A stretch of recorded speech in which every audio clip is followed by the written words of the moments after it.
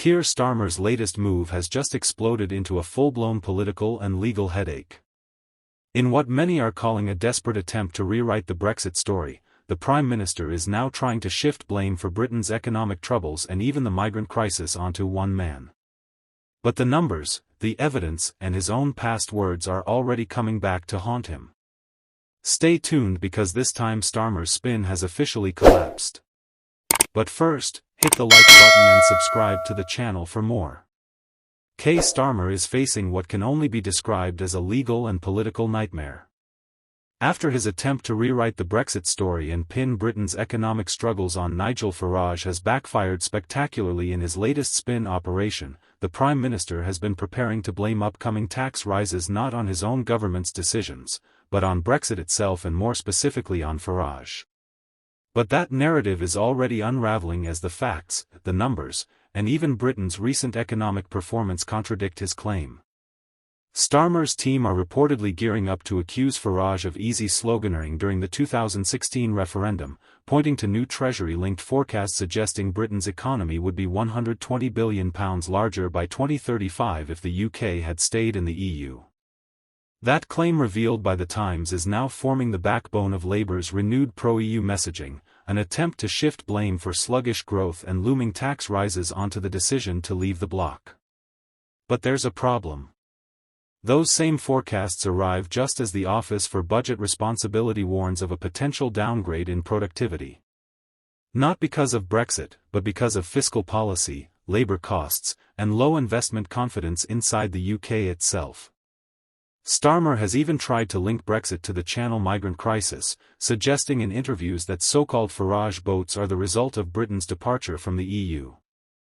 Speaking to GB News, Starmer said, "Before we left the EU, we had returns agreements with every member state and he told the country it would make no difference if we left. He was wrong about that. These are Farage boats coming across the Channel." The comment refers to the EU-wide Dublin Convention which allowed asylum seekers to be returned to the first European country they entered. But Home Office data completely undermines Starmer's claim.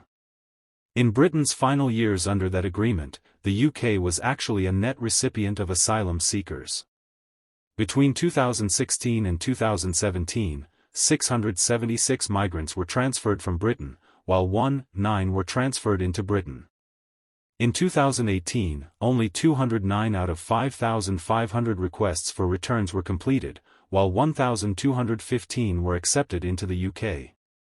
By comparison, in 2015, Britain had returned 510 people and accepted just 131. So, the record clearly shows that even under EU rules, Britain's return system barely functioned. Yet, Starmer continues to point the finger at Brexit and Farage rather than at his own border failures. It also overlooks the fact that it was Nigel Farage himself who first exposed the migrant crisis from the Kent coast back in 2020 when almost no mainstream media outlet was covering it.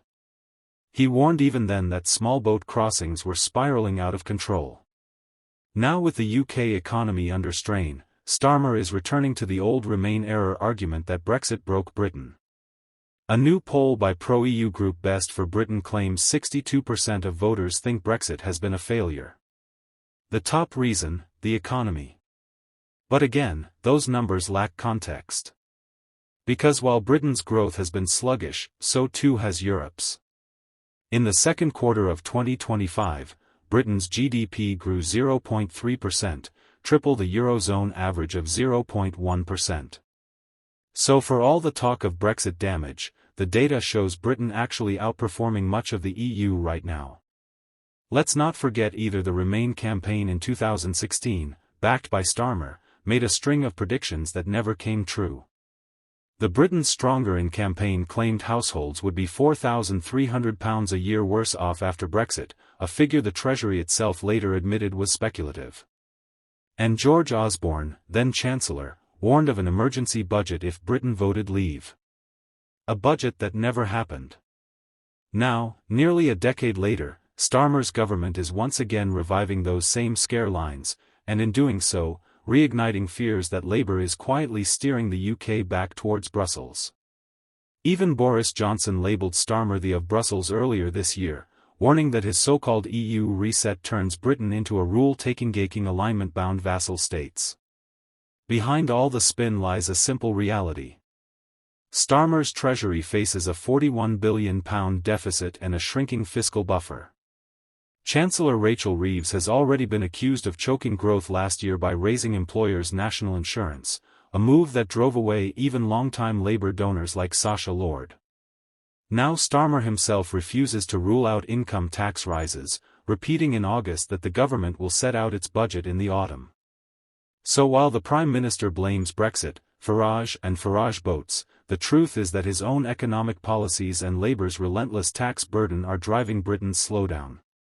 The attempt to rewrite the Brexit story has collapsed under its own contradictions, leaving Starr with not just a political storm, but a legal and fiscal nightmare of his own making. For all the finger-pointing and spin, the numbers don't lie, and neither does history. Britain's challenges today aren't the fault of one man or one vote in 2016. They're the result of choices made by the people in power right now. In other news, Reform UK leader Nigel Farage has revealed he hopes and prays that the UK deports the small boat migrant who threatened to kill him. Mr. Farage, who appeared at Suffolk Crown Court yesterday, released a three-nut response video following today's guilty verdict. Speaking on the campaign trail in Carfoley, Mr. Farage said, "I just hope and pray that he is deported to Sweden to fight this case. My big fear was at some point, maybe very soon, he'd be out free on the streets." The Clacton MP's comments came after it emerged that the small boat migrant faces a court appearance in Sweden for allegedly filming a naked girl aged under 18. Mr. Farage added, "The most frightening thing about this particular young Afghan coming into our country is we only found all these things out because somebody sent me some of his videos and I chose to expose it. Otherwise, he'd be walking around maybe in your neighborhood right now if I hadn't put that video out." And think about this. Whilst there may be some genuine people that cross the channel almost every day, there are people like Matapaza that cross the English Channel and will do this country and its people, particularly its girls and women, very, very great harm. The 26-year-old Afghan Fayez Khan was found guilty of making a threat to kill the leader of Reform UK. Khan, who is also known by his TikTok name Matapaza, appeared to tell his 340,000 followers, "Englishman Nigel, don't talk science about me. I come to England because I want to marry your sister. I want to come to England to go pop." The 26-year-old, who has an AK-47 tattoo on his face, made 10 attempts to reach Britain via small boat before finally crossing the Channel on October 31 last year. Khan refused to provide evidence to Suffolk Crown Court during the trial. However, jurors heard the small boat migrant tell police officers that he didn't know who Nigel Farage was and that he was never going to hurt anyone. Jurors spent 11 hours and 55 minutes deliberating before finding Khan guilty at Suffolk Crown Court. The verdict was reached after Mr. Farage told the court that the video was pretty chilling.